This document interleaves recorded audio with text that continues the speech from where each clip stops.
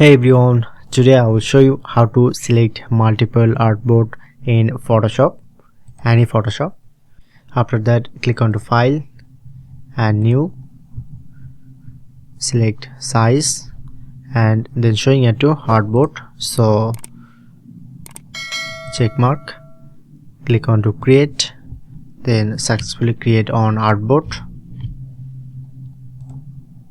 Select Artboard tool and you just press your keyboard Alt button, select and Alt button to drag side, then create another and the same, select, press Alt in your keyboard. Okay, and you can easily move, select Alt and move.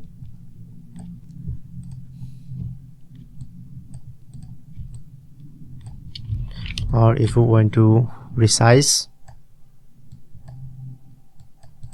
So that's it.